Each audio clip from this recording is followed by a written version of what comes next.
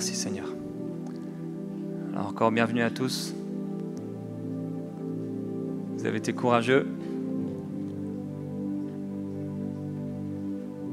Et il fait chaud ce soir, c'est bien. Pour une fois, il fait bon.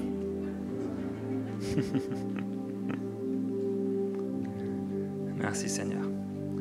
Alors c'est vraiment une joie pour nous de pouvoir être ensemble. On l'a dit après la réunion, on aura le temps de partager ensemble un repas. Je pense qu'il y aura assez pour tout le monde. Annabelle a tellement commandé que vous pourrez manger tranquillement tout ce que vous voulez. Et ce soir, on va avoir la joie pour cette dernière réunion de 2022 de partager la parole de Dieu à plusieurs. Donc je vais commencer à partager, ensuite Frank viendra et Michael terminera ce temps. Et on peut ouvrir notre cœur. On va partager avec vous trois conseils. Trois conseils pour cette nouvelle année, pour 2023. On aura l'occasion certainement en début d'année de refaire des messages pour nous préparer à 2023 et aussi partager la vision. Et on veut partager avec vous donc trois conseils ce soir pour 2023. Et le premier de ces conseils que je vais partager avec vous, fais-lui de la place.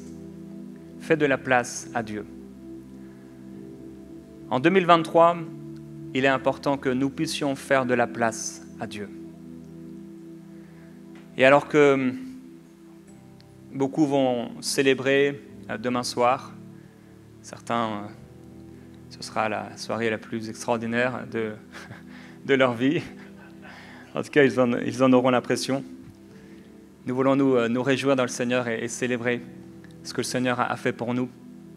Et on veut aussi entrer dans cette année avec un engagement de pouvoir nous approcher de Dieu et de lui faire de la place. Et il est important que dans notre vie, nous puissions, dans notre agenda, faire de la place au Seigneur. Je ne sais pas si vous avez déjà remarqué, mais plus vous êtes éloigné des gens et moins vous allez les connaître. Si vous avez eu l'occasion à un moment ou à un autre de déménager, peut-être vous avez changé même de travail, vous avez changé de ville, il y avait des gens que vous aimiez, mais le fait de ne plus les voir, eh bien, vous avez perdu cette relation avec eux, vous avez perdu cette communion. Et tous, j'imagine, ou presque, on a eu, alors qu'on était enfant, notre meilleur ami, cette personne avec qui on était, on lui parlait de tout, on passait du temps ensemble. J'en ai eu plusieurs, jusqu'à l'âge de 10 ans, j'ai eu un meilleur ami, ensuite jusqu'à l'âge de 14 ans, encore un autre, jusqu'à l'âge de 18 ans, encore un autre. Et finalement, le temps passe et on peut perdre ces amis qui étaient tellement chers à nos cœurs parce que finalement, on a déménagé, on a quitté le travail, l'endroit, l'école qu'on partageait avec eux et on n'a pas pris le temps ensuite de leur accorder une place dans notre agenda, ne serait-ce par un coup de téléphone, un appel ou autre, prendre des nouvelles. Ça fonctionne pendant quelques semaines, peut-être quelques mois, les plus persévérants, quelques années, et au bout d'un moment, il est possible qu'on n'ait plus de relation avec ces gens. Et c'est exactement la même chose avec Dieu. Si nous ne laissons pas dans notre vie et dans notre agenda une place au Seigneur, eh bien, on va devenir de plus en plus lointain avec lui. On pourrait même parler de lui, mais ce n'est pas le fait de parler de lui et de parler à son sujet qu'on se rapproche de lui. On peut parler de ces gens avec qui on était amis et nous remémorer les moments merveilleux qu'on a pu passer avec eux. On peut reparler de nos vacances, peut-être qu'on a eu avec eux, reparler de la plage, etc. Mais on ne sent pas le sable sous nos pieds, on ne sent pas le soleil au-dessus de nous. Et c'est simplement un souvenir, un vague souvenir de ce qu'était notre amitié avec ces personnes. Et nous voulons, en 2023, faire de la place à Dieu dans notre agenda.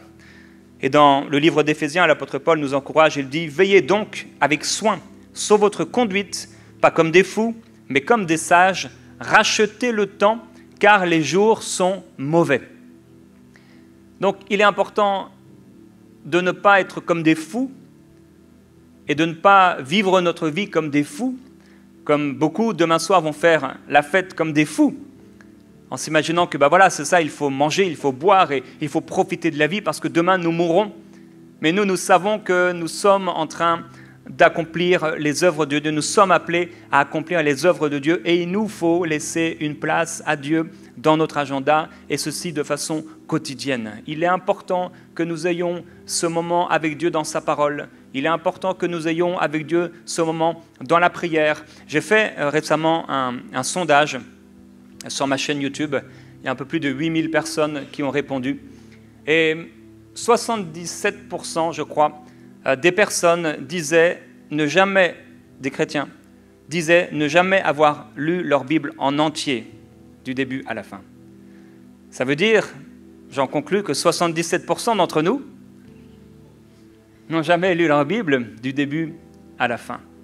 Peut-être certains d'entre vous, vous avez passé, je ne sais pas, Deutéronome, ou les petits prophètes qui ont l'air inintéressants, peut-être l'Apocalypse, vous n'avez pas été jusqu'au bout. Et je voudrais vous encourager à laisser de la place au Seigneur dans votre agenda en 2023. Après un calcul rapide, il faut moins de 10 minutes par jour de lecture de la Bible pour la lire en un an. Ma Bible, elle fait à peu près 1400 pages. Donc ça veut dire que chaque jour, j'ai juste à lire ça et ça. Ça et ça. Et à la fin d'une année, j'aurais lu toute ma Bible. 4 pages. Moins de 10 minutes que je donne à Dieu par jour pour lire sa parole. Ce qui est étonnant, c'est que la moyenne mondiale du temps qu'on passe sur notre téléphone est de 4h48. Et on ne peut pas donner 8 minutes de ces 4h48 à Dieu pour lire sa parole. Et c'est une des raisons pour lesquelles l'Église dans le monde va si mal. Parce qu'on n'accorde plus du temps à Dieu pour sa parole. On se satisfait et on se contente de la prédication du dimanche matin en imaginant que, on aura tous les nutriments nécessaires, tout ce dont on a besoin, on va nous fourrer tout ça dans la bouche et s'imaginer que, toute l'année, ça va aller. Toute la semaine, ça va aller. On aura assez. Dieu va tout donner au pasteur ou à telle personne qui prêche, il va tout mettre ça dans notre bouche et je n'aurai pas besoin de me nourrir pendant une semaine. Mais on a besoin, et cette génération a besoin d'hommes et de femmes qui ne sont pas comme des fous, qui veillent avec soin sur leur conduite. Et je veux vous encourager à pouvoir en 2023 vous engager à laisser de la place au Seigneur dans votre agenda. Donnez de la place à Dieu dans votre agenda. Engagez-vous. Engagez-vous pour méditer sa parole. Engagez-vous pour marcher avec lui. Engagez-vous pour annoncer sa parole. Engagez-vous avec le Seigneur Jésus. Jésus a dit aux disciples au jardin de Gethsémanée, « Vous n'avez donc pas pu veiller 1 heure avec moi. » Et on ne peut pas imaginer que, parce que Dieu est en dehors du temps, le temps qu'on passe avec Dieu n'est pas vraiment important. Parce qu'on voit ici une indication temporelle. Jésus parle bien d'1 heure. Et donc, parfois, le Seigneur Jésus attend de notre part qu'on puisse passer au moins 1 heure à prier. Et il attend certainement de nous qu'on passe parfois au moins 1 heure à méditer. Et si on peut passer des heures au téléphone, et à chaque fois qu'on donne ce genre de statistiques, les gens sont vraiment surpris. Mais si vous regardez, votre téléphone vous dira, votre cellulaire vous dira combien de temps vous avez passé avec lui chaque jour de cette semaine. Et vous pourriez être très étonné. Alors je crois que si on prend du temps avec Dieu et si on laisse à Dieu du temps dans notre agenda chaque jour, ça va nous former. Ça va déposer en nous quelque chose. Paul dit à Timothée, garde le bon dépôt que tu as reçu. Et lorsqu'il dit garde le bon dépôt que tu as reçu, il rappelle à Timothée que dès son enfance, il a connu les écrits sacrés. Et c'est le fait que dès son enfance, il a connu la parole, que maintenant il a un bon dépôt à l'intérieur de lui. Quand tu connais suffisamment la parole de Dieu, quand tu l'as méditée, quand tu l'as lue, on pourrait te voler la parole de Dieu, te mettre dans une prison et t'empêcher de lire la parole. Tu la connaîtrais encore. parce qu'elle est en toi. Tu as un dépôt. Tu as un dépôt. Et merci à Dieu pour ce dépôt, et merci à Dieu pour le dépôt d'hier dans ta relation avec lui. Mais comme ce dépôt de ton amitié avec cette personne qu'aujourd'hui peut-être tu ne connais plus, tu ne sais même pas où il habite, tu ne sais pas s'il a des enfants ou si elle a des enfants. Tu as perdu cette amitié, cette relation. Je prie que ça ne se passe pas comme ça avec Dieu, mais que tu puisses quotidiennement laisser à Dieu de la place. Chaque jour qu'on puisse donner la place qui convient à Dieu alors qu'il mérite tout. Et si déjà on peut commencer à lui donner chaque jour un peu dans notre agenda.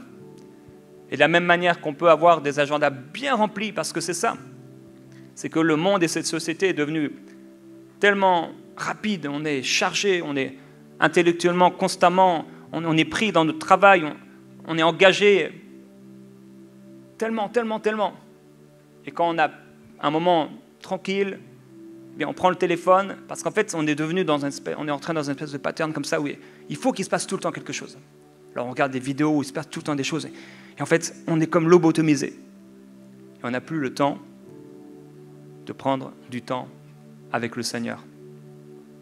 Et donc, prenons le temps en 2023 et engageons-nous pour laisser de la place au Seigneur dans notre agenda en 2023, parce que ce petit temps qu'on lui laisse chaque jour fera une grande différence demain.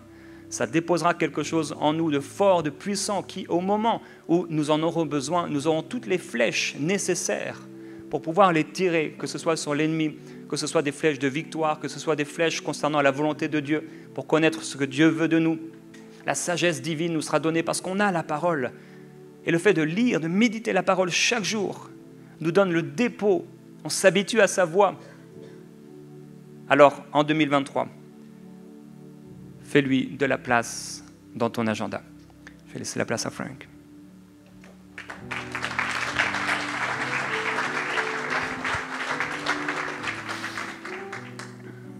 Amen. Amen. Content de vous voir le 30 décembre 2022. Vous êtes content d'être là? Lève ta main si t'es content au moins une fois. Hallelujah. J'espère que c'est pas fait forcer pour venir. On est content d'être ensemble et de partager la parole à trois ce soir, comme Jérémie l'a dit. Et ce premier point nous parle de se remplir de la parole, de se garder continuellement rempli de la parole de Dieu. Beaucoup de personnes vont avoir lu la Bible, mais simplement de manière et de façon intellectuelle. Et c'est correct de la lire comme ça, mais on doit aussi ouvrir notre cœur à ce que Dieu veut faire alors qu'on va lire et méditer sa parole. Elle a la puissance de transformer une personne parce qu'elle est vivante. Elle est vivante. Et quand quelqu'un regarde, lit et médite la parole avec un cœur ouvert à ce que Dieu veut faire, il va se passer quelque chose. La parole de Dieu agit, elle fait son œuvre. Et je voulais partager avec vous le fait de pouvoir tout donner à Jésus, de vous livrer, mais complètement entre ses mains, d'être prêt à lui ouvrir votre cœur afin qu'il puisse faire quelque chose dans votre vie. Vous savez, est-ce qu'il y en a qui ont déjà lu la concordance Strong's? Vous avez peut-être déjà fait des recherches grecques, hébreux, il y a quelques mains qui se lèvent. Ça regroupe tous les mots qui peuvent être vus dans la Bible, la Louis II, la 1910, la plus classique que les gens vont connaître. Et plus de 820 fois, on peut trouver le mot cœur. Et seulement quelques fois, ça fait référence au cœur physique. Mais tous les autres centaines de fois, c'est Dieu qui parle par rapport au cœur de l'homme. C'est-à-dire le plus profond de qui tu es. Le plus profond de ton être. Et pas une fois, dans la Louis II, on peut voir le mot cerveau. C'est fou, hein? Dieu n'est pas contre le cerveau ni l'intelligence. Au contraire, il dit de rechercher la sagesse, de connaître la science. C'est lui qui l'a mis dans l'homme. Tout ce qu'on voit aujourd'hui, que les gens veulent le reconnaître ou pas, c'est à cause que Dieu a mis l'intelligence, a donné l'intelligence à l'homme.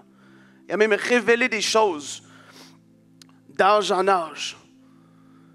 Mais Dieu n'est pas un Dieu de cerveau, il est un Dieu de cœur. C'est ce qui l'intéresse. C'est d'avoir tout ton cœur. Que tu ne retiennes rien. Parce qu'il va y avoir des fois où est-ce que tu vas devoir avancer. Et c'est drôle comment une nouvelle année crée chez les gens ce sentiment de « je veux accomplir quelque chose de nouveau ». C'est comme un nouveau départ, pourtant toute notre vie c'est une continuité de jours. Le soleil se lève, se couche, la lune est là. Mais quand il y a une nouvelle année, c'est comme on dirait une nouvelle chance, entre guillemets, qui se présente à vous et à moi de pouvoir prendre des décisions. Et pour beaucoup de personnes, ça a été année après année. La vie avec Dieu est restée la même. Ou même, ils se sont éloignés, ça ne s'est pas intensifié. Et peut-être si c'est votre cas, vous n'êtes pas les premiers ou le premier ou la première à avoir vécu ça. On peut le voir dans la parole. On peut voir le peuple de Dieu dans l'Ancien Testament qui s'approchait de Dieu et après ça qui s'éloignait de Dieu. On peut voir dans le Nouveau Testament des personnes qui ont reçu Jésus dans leur cœur, qui ont vécu la nouvelle naissance, mais qui pourtant se sont égarés par souci du siècle présent à cause de ce que le monde avait à offrir, à cause qu'ils se sont éloignés tout doucement, soit de la parole, soit des frères et des sœurs qui pouvaient être dans leur vie sans même qu'ils le réalisent à ce moment-là, une bénédiction pour eux. Des personnes qui vont te tirer, qui vont t'amener plus loin. Ces gens-là, leur cœur s'est de plus en plus fermé à ce que Dieu avait à faire ou voulait dire ou ce qu'il voulait accomplir dans leur vie, dans leur cœur. C'est ce qui intéresse Dieu, c'est le cœur de l'homme, de la femme. Et à un moment donné, il va falloir, si tu veux aller plus loin, prendre cette décision de dire, cette chose que j'avais mis comme un interdit dessus. Et si tu es enfant de Dieu, tu vas pouvoir lui dire, Père, Papa, je t'avais comme interdit cette chose, je t'avais dit, peut-être que c'est pour toi, c'est mon travail, n'y touche pas. Parce que ça, je le garde encore, je fais ce que je veux, je décide ce que je veux. Et vous savez, quand Dieu veut, des fois, il ne veut même pas, on peut se créer toutes sortes d'idées de ce que Dieu voudrait faire lorsqu'il veut avoir accès à une partie de notre cœur qu'on ne lui a jamais laissé encore la place. On peut se créer des pensées comme si Dieu serait un mauvais père, serait méchant, voudrait du tort. Alors que si tu n'y as pas donné accès, peut-être que tu vas lui donner accès et rien ne va changer. Mais en fait, tout ce qu'il veut, c'est d'avoir pleinement l'accès à tout ton cœur. Peut-être que ça va être le fait de lui donner ton cœur par rapport à accomplir la volonté, sa volonté qu'il a pour toi. Peut-être que tu es nouveau dans la foi et tu fais tes premiers pas et tu sens que ton Père Céleste est en train de vouloir t'amener à quelque part d'autre. Il est en train de parler à ton cœur. Tu le sais, tu es peut-être assis ici aujourd'hui et tu le sais qu'il y a 1, 2, 3 affaires avec lesquelles il est en train de vouloir faire comme un ménage. Il te dit, cette chose-là, abandonne-la, mets-la de côté. Cette relation-là, il faut mettre en pause pour le moment. Ces gens-là qui étaient pour toi, autrefois, des gens avec qui tu te faisais du fun, c'était agréable, c'était plaisant, mais là, aujourd'hui, où est-ce que tu en es spirituellement, ça peut être dangereux. Et il est en train de parfois demander certaines parties de notre cœur, et là, c'est à nous de dire oui, je vais ou non, je ne vais pas. Regardez avec moi, Jean 21. Jean 21, versets 18 et 19. C'est Jésus qui est avec Pierre et qui lui parle et il lui dit, en vérité, je te le dis, Pierre, quand tu étais plus jeune, tu mettais toi-même ta ceinture et tu allais où tu voulais.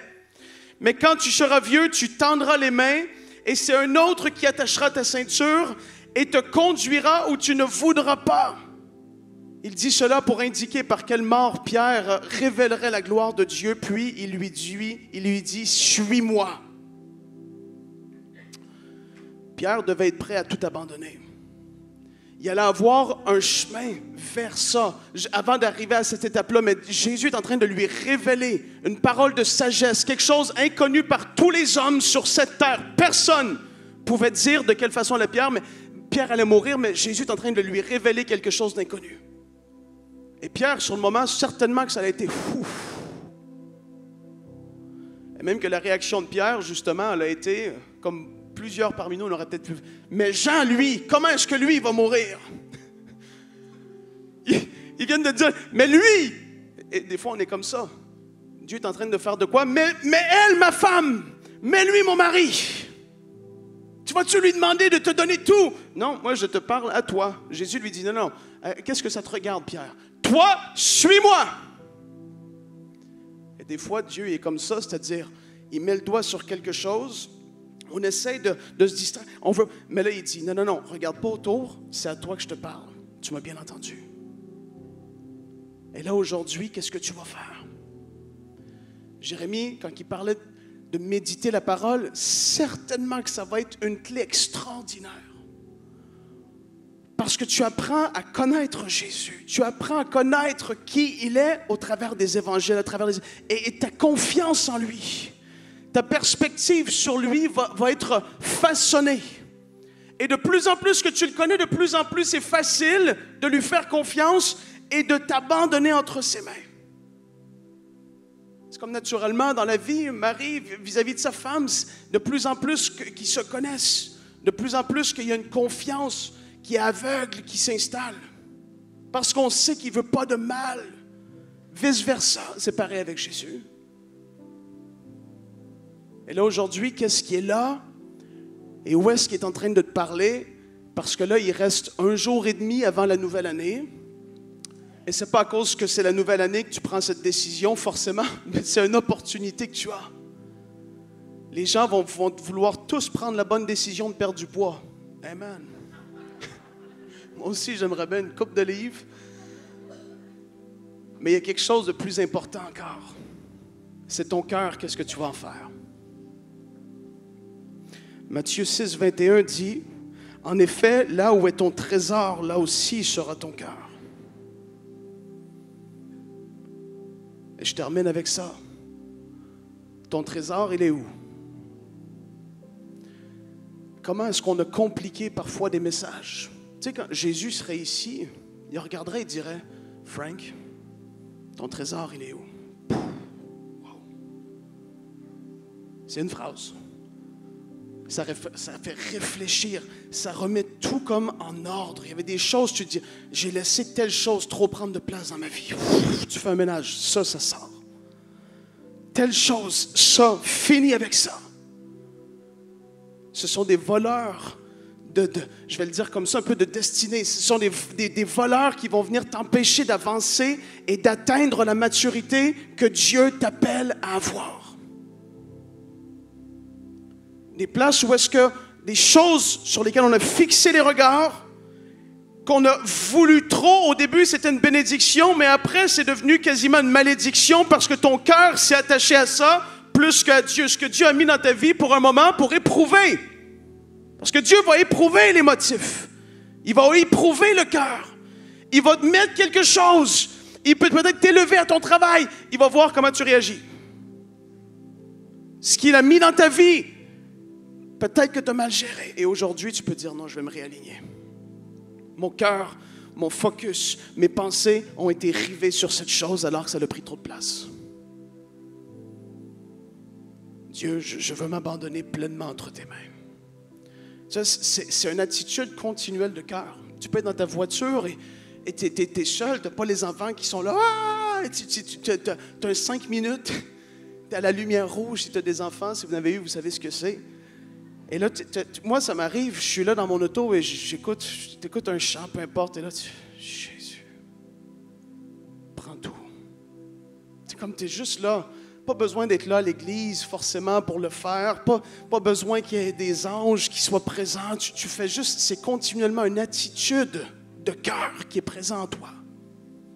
Et prends garde si cette prière ne fait plus partie de ta vie. Prends tout. Je m'abandonne. S'il te plaît, fais ton œuvre. Fais ton œuvre. Je veux rien. Seigneur, s'il te plaît, fais ce que tu veux. Mets le doigt sur ce qui doit être changé. Je suis prêt à être transformé. On est là pour lui ressembler. Et comme j'ai dit, cette relation de confiance qu'on va développer, ça va se faire alors qu'on va être à ses pieds. Alors qu'on va avoir des temps dans sa parole, mais des temps où est-ce qu'on va l'adorer, où est-ce qu'on va prier, on va passer du temps avec lui. Et alors qu'on est dans sa présence, vous le savez, combien de fois je l'ai dit, et c'est un message que j'aime tellement prêcher, qu'on est transformé en la même image alors qu'on le contemple, de gloire en gloire, alors qu'on a le visage découvert. Il y a quelque chose, on est né de nouveau, il n'y a plus de voile qui est là, on le contemple et on est transformé à son image. Et c'est pour ça qu'il y a des gens qui sont ici à soir, qui étaient à côté de toi, et peut-être qu'eux, ils étaient en train de pleurer, ils étaient à genoux, et puis toi, tu es comme ça autour. Peut-être parce que tu n'es pas habitué. Peut-être que c'est ta première fois que tu es dans un rassemblement comme ça. Mais s'il y en a un qui est comme ça, s'il y en a un qui est dans une position peut-être allongée au sol, on est ouvert à ça. C'est parce qu'on veut que les gens se déversent entièrement, qu'ils l'adorent de tout leur cœur, qu'ils soient prêts à tout donner. Et si dans ce moment-là, on ne sait jamais ce qui peut être dit dans un temps de louange, d'adoration, de prière, quelqu'un est en train de déverser son cœur à lui, est en train de laisser, de se livrer tout entier. Mais quelle grâce que c'est de vivre ça. Et il est encore le temps. On est vivant aujourd'hui. C'est alors qu'on est sur la terre et qu'on est vivant et qu'on a le souffle de vie encore en nous qu'on peut le connaître dans cette dimension. Alors je vais laisser la place à Michael, mais que demain ou aujourd'hui ou ce soir, ce soit un temps où est-ce que de ta bouche tu peux se dire, prends tout. Jesus, prends tout. Les missionnaires du passé ont dû le dire, prends tout. Ils allaient dans des terres difficiles. Des gens qui ont donné leur vie, ils ont dit, prends tout. Mais ils ont calculé le coût et ils ont dit, ça en vaut la peine. Prends tout.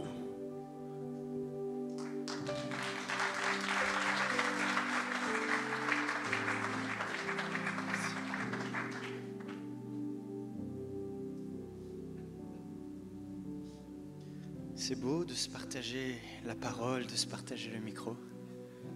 C'est une belle image de l'unité. J'ai pas oublié le premier message que Samuel a apporté à l'église. On était encore à l'autel. Il avait dit que c'est dans l'unité que le Seigneur envoie son onction, son feu, comme à la Pentecôte. Et c'est une grâce de pouvoir servir Dieu ensemble avec cette merveilleuse équipe et tous ces serviteurs, servantes qu'on a à l'église. Que Dieu vous bénisse. Seigneur, on veut te remercier et te rendre grâce. Parce que tu prépares quelque chose de bon pour notre Église. Nous savons, Seigneur, que tu es vivant et qu'il n'y a personne qui soit comme toi.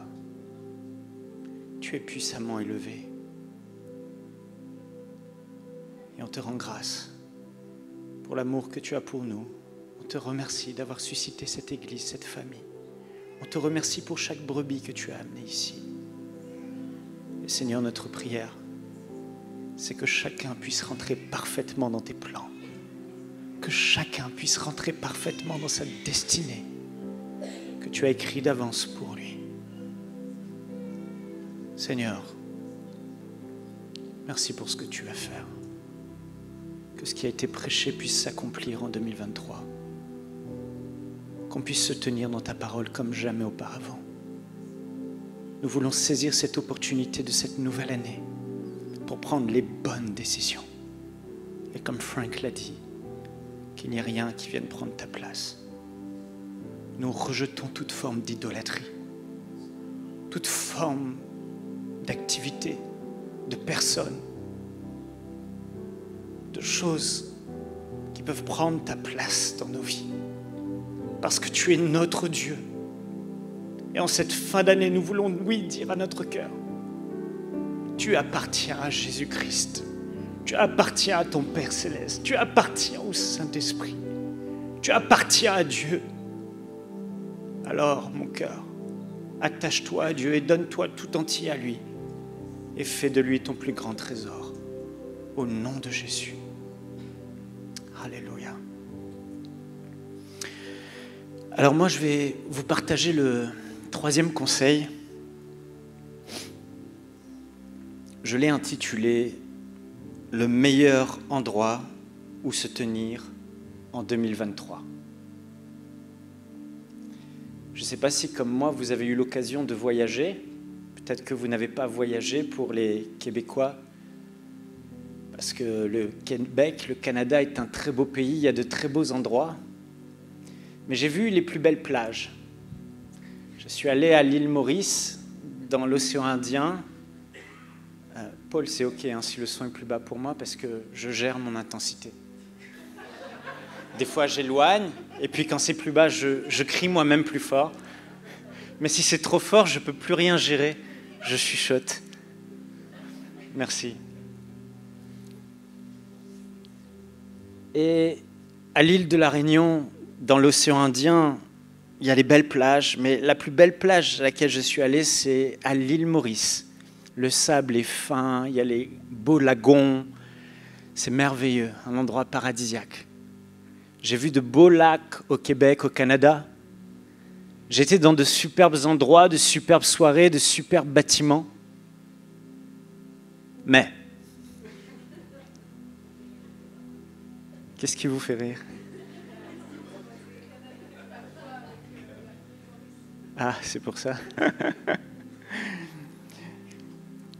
Mais je vous assure, je vous le dis, honnêtement, il n'y a pas de plus bel endroit où vous tenir en 2023 que à genoux, dans la prière, devant votre Dieu.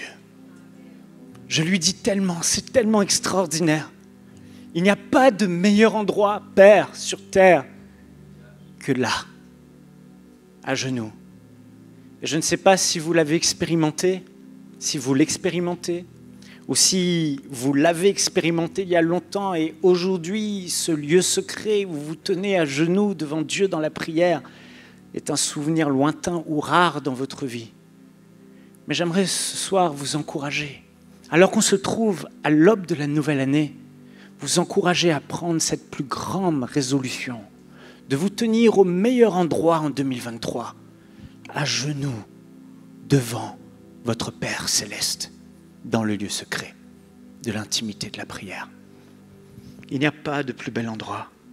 Vous savez, Dieu nous parle souvent par des images, alors j'ai voulu vous donner cette image de vous, à genoux, dans votre chambre ou dans un lieu secret, à genoux, devant votre Dieu en train de lui parler.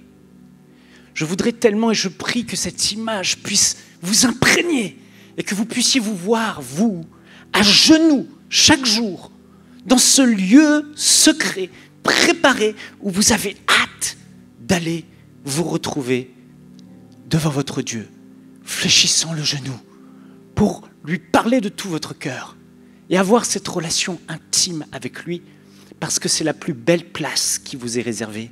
Et c'est cette place qui est la première chose que vous devez accomplir en 2023 et la chose auquel vous devez le plus tenir et veiller. Dieu parle par des images parce que les images nous restent, elles nous imprègnent. Il nous parle par des rêves parce qu'on s'en souvient. Il nous parle par des paraboles parce que les images restent et les mots s'envolent. Mais s'il vous plaît, retenez ce troisième conseil. Vous, à genoux, chaque jour, dans un lieu secret, tous les jours, en priorité, et le reste passe après. Amen. Est-ce qu'on peut acclamer Dieu pour ça? Yes. Pour sa parole. C'est ça qu'il veut pour toi. Alors, on pourrait se donner tout un tas de raisons,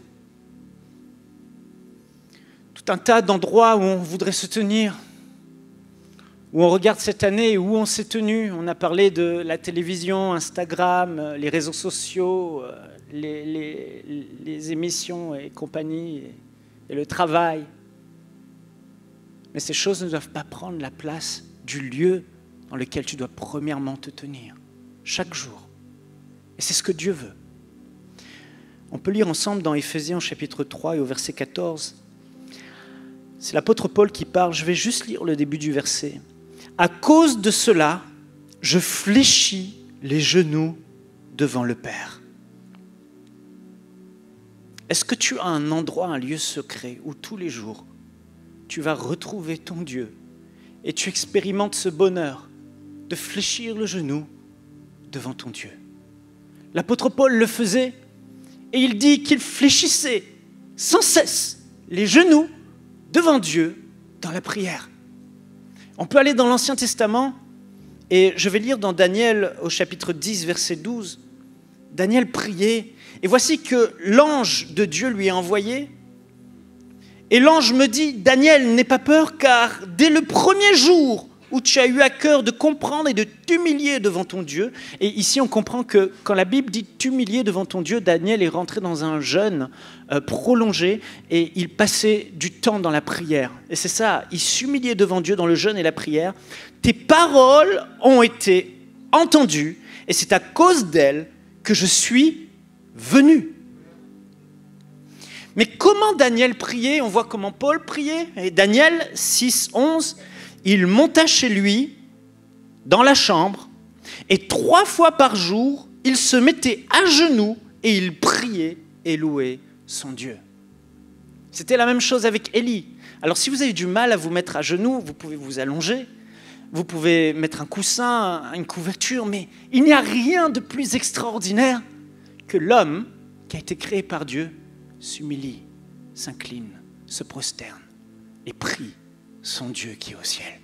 C'est cette image de la prière à genoux dans le lieu secret qu'il faut absolument, absolument, absolument restaurer pour ceux qui ne l'ont pas. C'est non négociable. Tu vas mourir, tu vas t'étouffer, tu vas manquer d'oxygène, tu ne seras pas heureux, tu ne peux pas être un chrétien heureux si tu ne fléchis pas régulièrement, voire chaque jour, tes genoux devant ton Père Céleste. C'est essentiel. Et la fin d'année est propice aux résolutions. Je ne sais pas quelles sont les résolutions qui sont passées devant ton cœur, mais peut-être c'est faire plus de sport, peut-être que c'est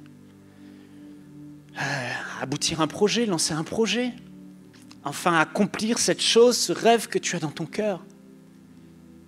Et combien d'entre nous on a envie de réussir? Combien d'entre nous on a envie que cette chose qui brûle en nous depuis des années, on y entre? Mais j'aimerais te dire, si ces résolutions sont tes résolutions pour cette année, et si tu ne fléchis pas les genoux devant le Père chaque jour dans la prière, j'aimerais te dire, oublie toutes les autres résolutions et concentre-toi juste sur cette résolution que je te donne. Parce que c'est la plus importante. C'est la priorité des priorités. C'est la plus haute résolution. De te fléchir les genoux devant le Père dans la prière, dans le lieu secret.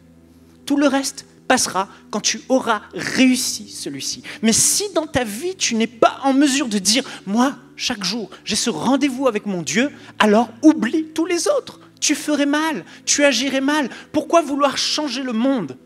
Pourquoi vouloir réussir tes rêves si la chose la plus importante dans ta vie, que de te tenir devant ton Père Céleste chaque jour, ton Dieu, tu ne le fais pas. Tout le reste doit être mis de côté, afin que toute ton énergie, toutes tes forces, tout ton amour, toute ta discipline soit concentrée premièrement sur la priorité des priorités, ta relation avec Dieu. Beaucoup vont se dire, mais oui, mais moi je ne suis pas quelqu'un de prière. Moi je suis... Prier, c'est être en relation avec Dieu et lui parler de cœur à cœur. Et on ne peut pas se cacher derrière le fait de servir Dieu dans une organisation. C'est une bonne chose. Mais toutes ces bonnes choses ne peuvent pas justifier le fait de ne pas trouver le temps d'être devant Dieu chaque jour. Même évangéliser, ça ne remplace pas, ça vient après. Tout vient après notre relation avec Dieu. Je prie pour les malades, ça vient après. Je chasse des démons, ça vient après. Je lis ma Bible, ça vient après. Je prie dans la voiture ou en faisant la vaisselle. Mais oui, tu pries toujours en faisant quelque chose d'autre. Mais expérimente en 2023 le fait d'être juste concentré sur Dieu, pas en lui donnant les miettes de ce qu'il te reste, quand tu as du temps à tuer, mais en lui donnant le vrai temps. Tout le reste sont des excuses. De la Genèse à l'Apocalypse, chaque homme qui aimait Dieu, qui faisait la différence avec Dieu, qui se tenait devant Dieu, avait son lieu secret et son endroit dans la prière. À genoux, ou allongé, ou comme vous voulez, mais seul à seul, avec Dieu. Amen. C'est tellement important et c'est la résolution que nous devons prendre pour cette année 2023. Alors la vérité, c'est que nous trouvons toujours du temps pour ce que nous jugeons vraiment important. La vérité, c'est que nous trouvons toujours du temps pour ce que nous jugeons réellement important. Ça veut dire que si on ne prie pas chaque jour à genoux, dans la prière, bon, pas à genoux, je dis à genoux parce que cette image est là, mais si on n'a pas ce temps devant Dieu, dans le lieu secret, ça veut dire qu'au fond de nous, on n'a pas eu la révélation de l'importance de la prière. Parce que si on savait que c'était vraiment important et essentiel, rien ne passerait avant.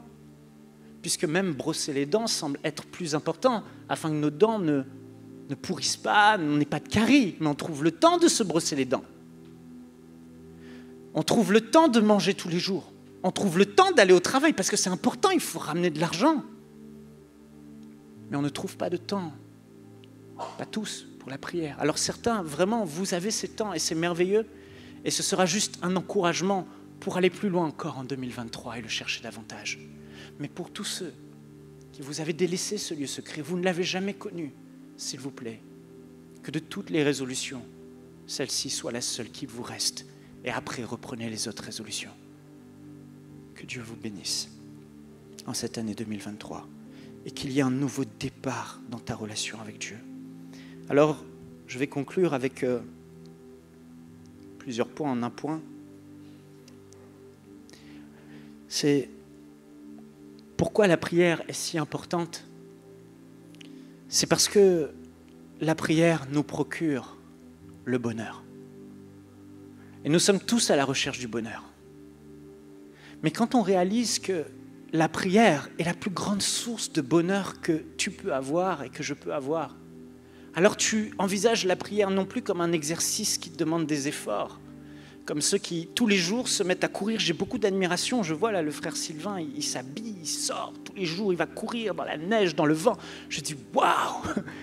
Et je vois d'autres personnes, je dis mais j'ai de l'admiration pour eux, parce que je me dis, ils sont vraiment disciplinés. Ils ont trouvé leur discipline et le plaisir de faire ce qu'ils font tous les jours, peu importe les circonstances, parce qu'ils ont compris l'importance que cela a.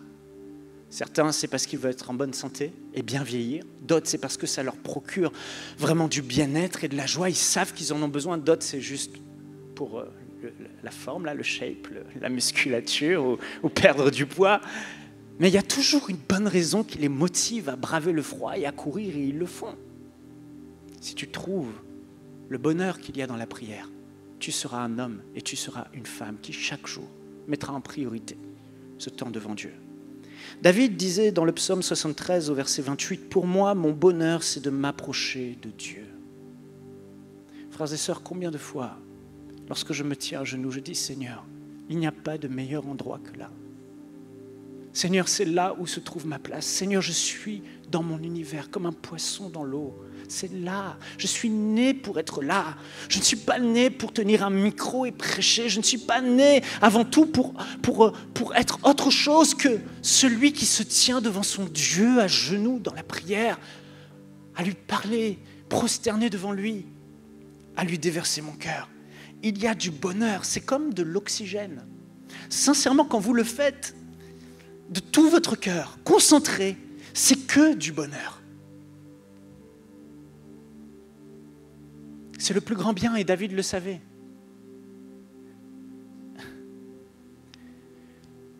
Prier devant Dieu, c'est le bonheur d'avoir une conscience sans reproche. Un chrétien, enfant de Dieu, ne peut pas être vraiment heureux, joyeux et être dans un bonheur réel et profond s'il ne prie pas réellement devant son Dieu et qu'il n'a pas cette relation. Parce qu'il aura toujours dans sa conscience, il va manquer d'oxygène, comme je vous l'ai dit, mais il aura toujours aussi dans sa conscience, inlassablement, constamment, cette petite voix intérieure qui lui dit, même s'il essaye de l'étouffer, tu n'es pas au bon endroit, tu ne réponds pas à l'appel premier de ton cœur. tu es fait pour être avec Dieu et avoir cette relation d'amour avec ton Dieu. Et si vous voulez avoir une conscience sans reproche, ça commence par avoir cette intimité avec Dieu dans la prière. Le bonheur d'une vie avec une conscience qui ne vous reprend pas, c'est le bonheur d'une personne qui chaque jour se tient devant son Dieu. Sinon, c'est impossible. Il y aura toujours un manque, toujours quelque chose qui va revenir, toujours votre conscience qui ne vous laissera jamais.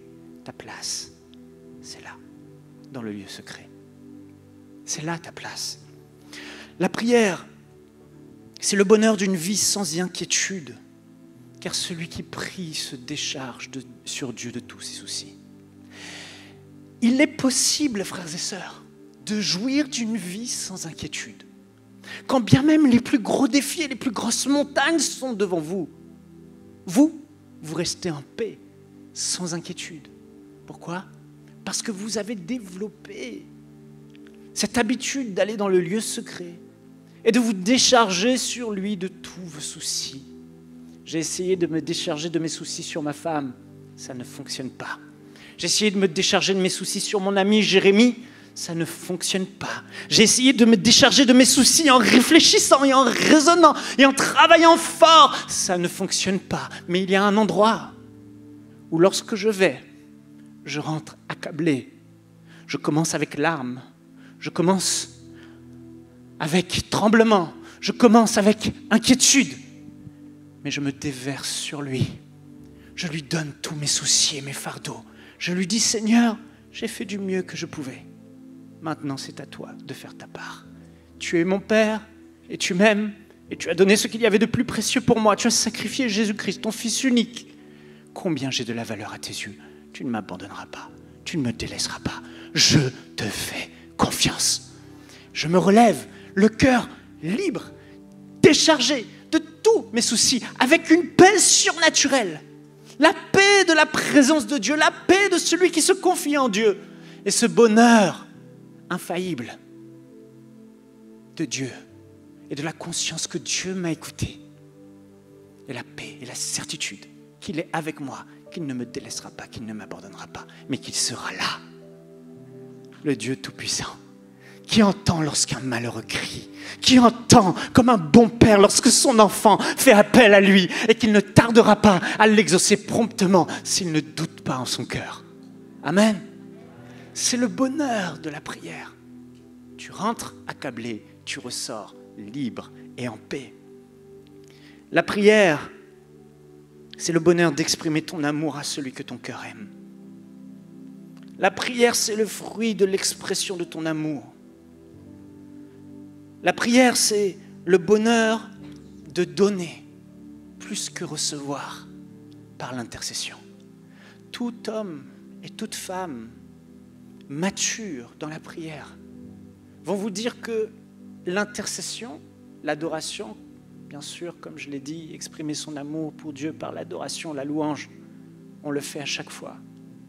Mais il y a une joie ineffable, extraordinaire, merveilleuse, que vous découvrirez dans la prière lorsque vous rentrez dans cette dimension où vous n'êtes plus concentré sur vous, parce que ça devient assez ennuyant quand vous êtes au centre toujours de la prière. Mais une dimension où vous expérimentez ce que Jésus a dit, il y a plus de joie à donner qu'à recevoir. Et la prière, c'est ce lieu d'intimité où tu vas fléchir le genou devant ton Dieu et le retrouver pour lui présenter au divin potier des cœurs de ceux que tu aimes et de ceux qui te sont chers. Et quand tu développes cela, l'intercession, c'est-à-dire tu te tiens devant Dieu pour quelqu'un d'autre. Tu te tiens devant Dieu pour une cause. Tu te tiens devant Dieu pour un peuple. Tu te tiens devant Dieu pour un membre de ta famille, un ami, un voisin, un collègue. C'est extraordinaire ce que ça procure comme joie. Tu as vraiment l'impression d'exister et de faire ce que tu es appelé à faire. Tu as vraiment l'impression d'être utile. Tu as vraiment l'impression d'avoir... Il y a une grande joie qui est là, tout simplement, parce qu'il y a plus de joie à donner qu'à recevoir. Paul, quand il écrit ce texte, ce passage qu'on a lu dans Éphésiens, « Je fléchis les genoux devant Dieu », ce n'était pas pour lui, C'était pour l'Église, afin que l'Église soit affermie. Combien de fois dans la prière nous venons et nous présentons, on a eu un souci avec quelqu'un ou entendu que quelqu'un a un souci plutôt. On a entendu qu'un frère, une sœur défaille. On a vu que quelqu'un a un problème de caractère. Mais nous ne sommes plus de ceux qui allons directement affronter la personne pour lui dire « tu as ci, tu as ci, tu as ça », bien que c'est bien de dire la vérité aux gens. Mais nous comprenons avec le temps, avec les années, que par nous-mêmes, nous ne pouvons rien faire. Et Jésus a dit, sans moi, vous ne pouvez rien faire, ni par ta force, ni par ta puissance, mais par mon esprit. Et nous comprenons que nous avons beau essayer, le cœur de l'homme ne changera pas, à moins que quelqu'un ne fléchisse les genoux devant le Père pour présenter au divin potier, régulièrement dans la prière, avec insistance, ferveur, amour, passion. Seigneur, tu vois cette personne qui souffre, change-la. Guéris-la, libère-la, touche-la.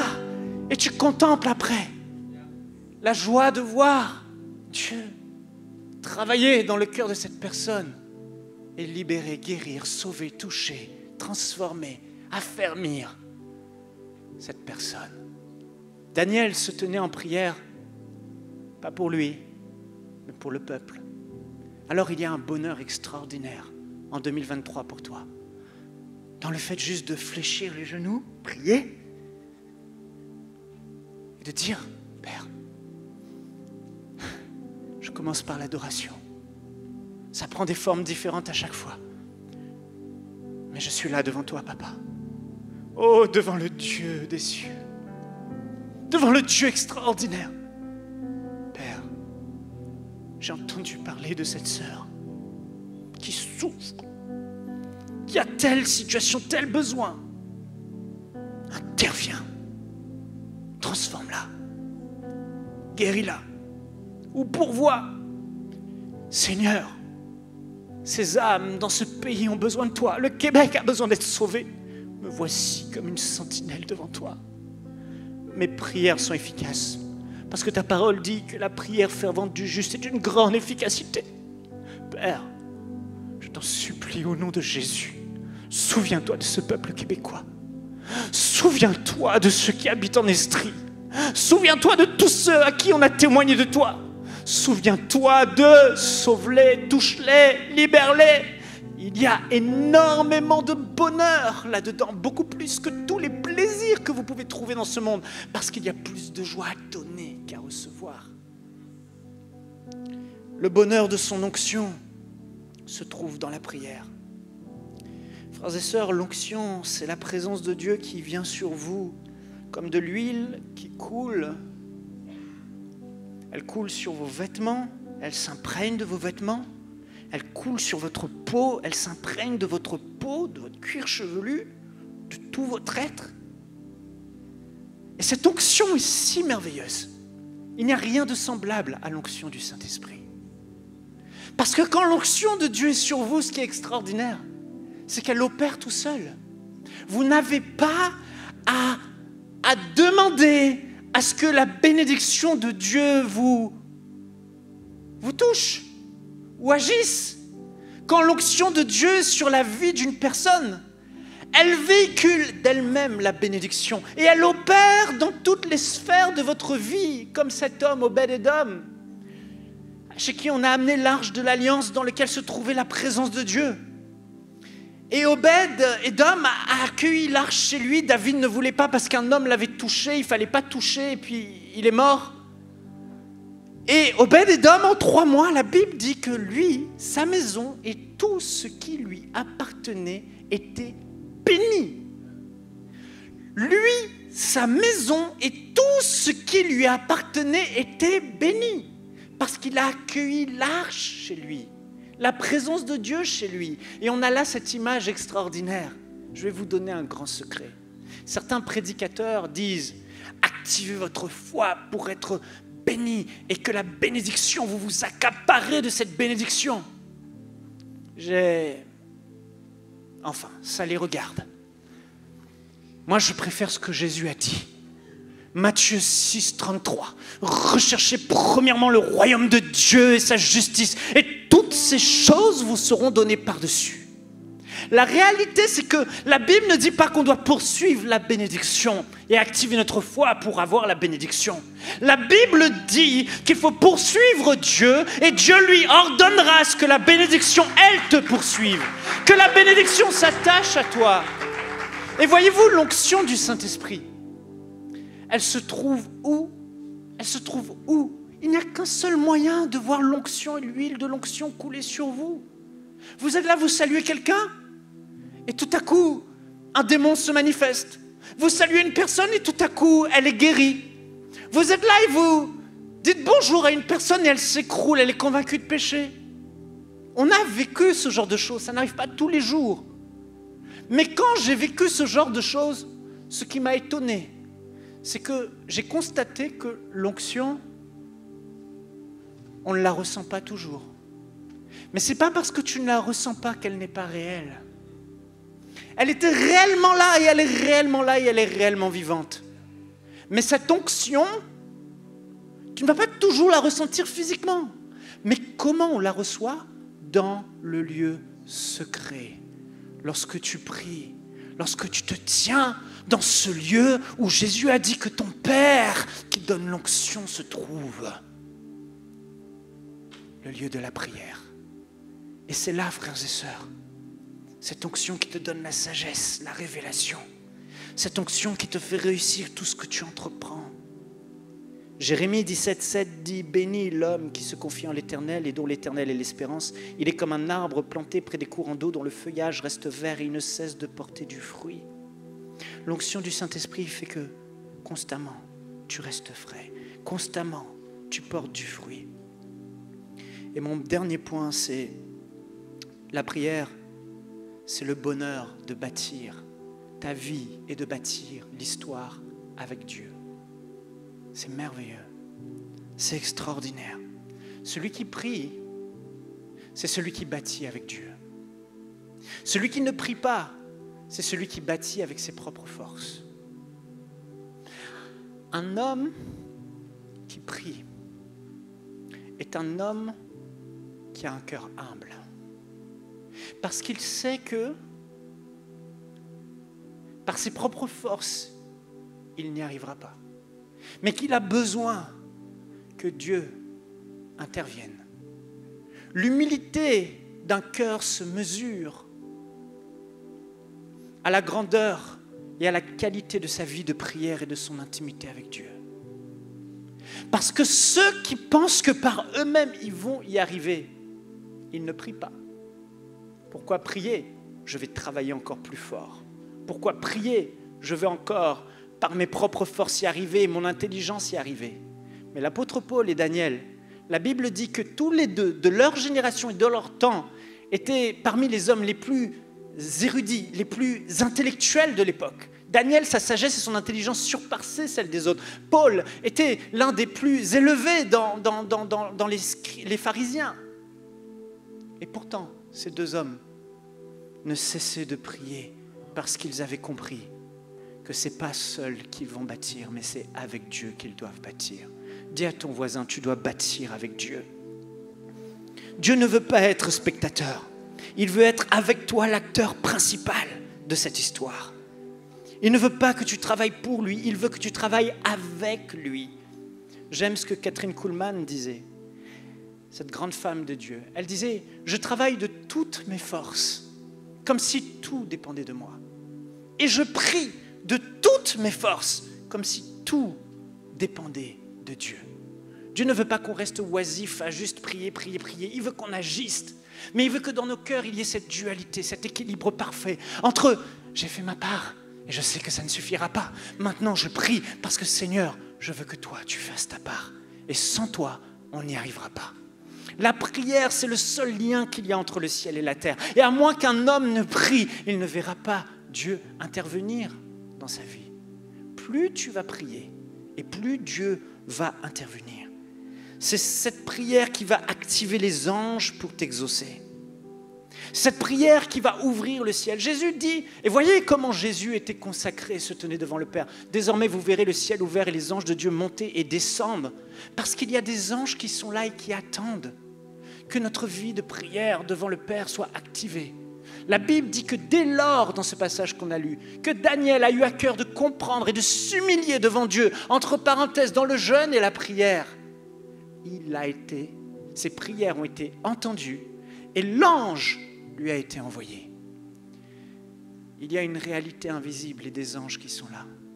Et il y a un bonheur extraordinaire dans le fait de bâtir avec les anges, de construire avec les anges. On ne leur parle pas, on s'adresse au Père. Mais alors que tu es là devant le Père, il y a des anges puissants en force qui n'attendent qu'une seule chose, être déployés sur la terre. Ils attendent la révélation des fils de Dieu qui se tiennent dans la présence du Père et qui prient et disent « Père, interviens, Père, agis, Père, merci !»